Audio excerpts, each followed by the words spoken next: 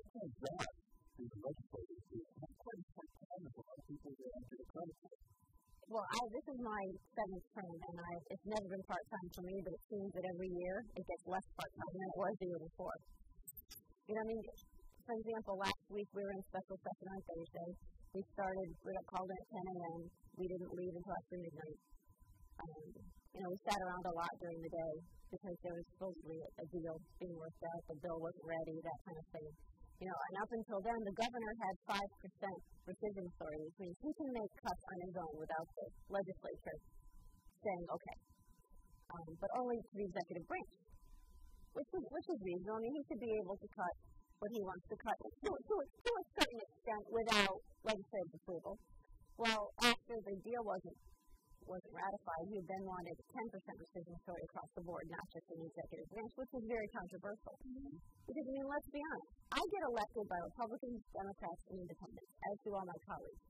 And our job is to make sure the things we're doing for the state are the things that should be done, in our opinion, and based on what our constituents want. And part of that is checks and balances. You know, this is not a monarchy.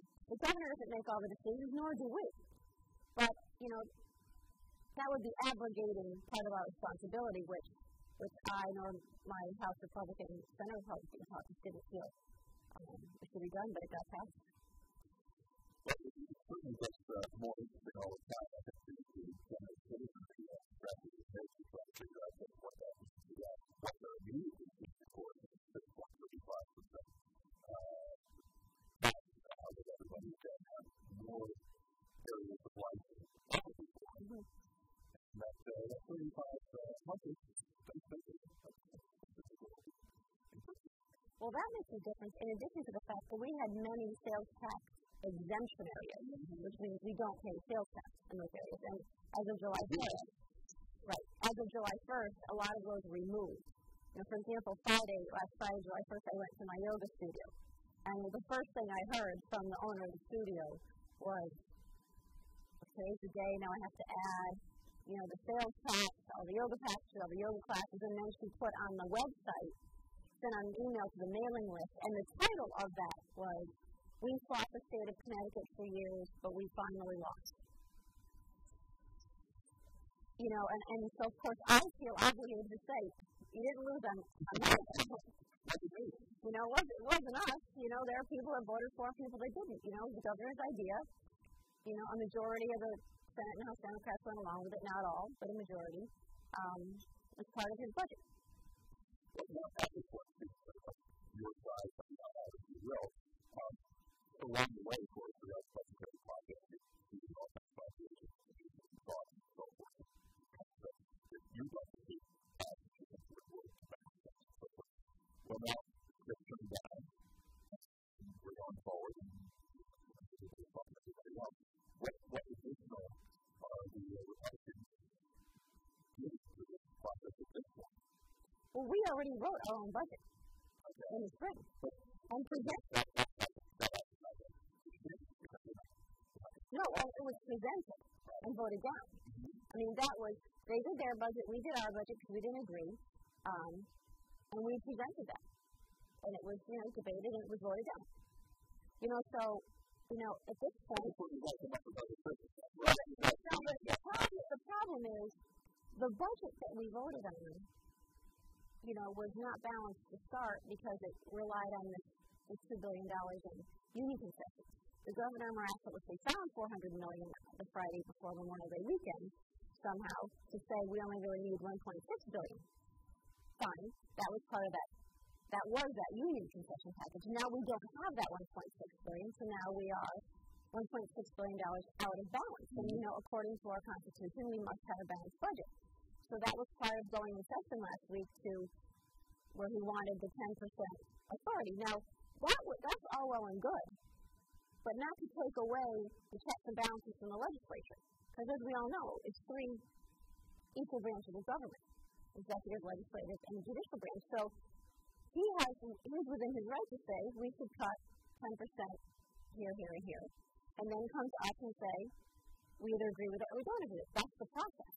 That's how we all get elected independently. You know, now going forward, we have to find that $1.6 billion. We certainly have our budget still at the ready that we presented a few months back that have cuts and have, other ideas. And let me tell you, even asking what those are, I can't even tell you how complicated that was, because there are thousands of lines in the budget that we sat there for night after night after night, went through each line. I mean, just imagine going through 1,000 some odd lines 5 or 6 times to say, okay, we'll take 200,000 here, take $500,000 off here. Just trying to eke out that budget deficit. And we did it, and it wasn't pretty. I mean, there were cuts. There were clearly cuts, but, maybe one of the solutions is to go back to that document and say, where do you think we could cut? We have certainly offered our cuts and our suggestions along the way. It just doesn't seem like he was that interested in hearing those.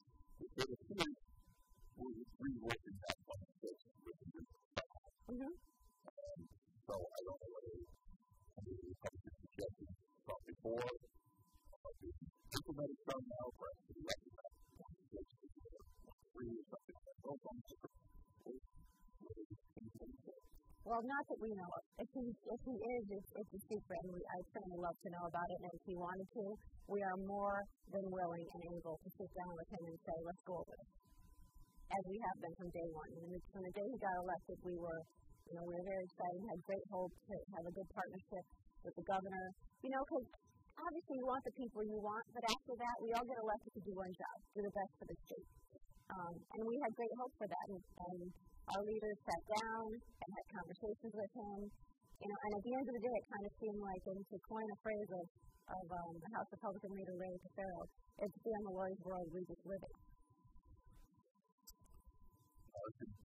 We can. So, we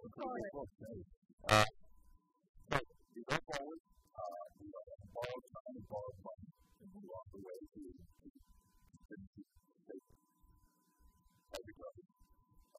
What do you think about this side after that? I think Chris Christie is a rock star. He is our idol. And you know what?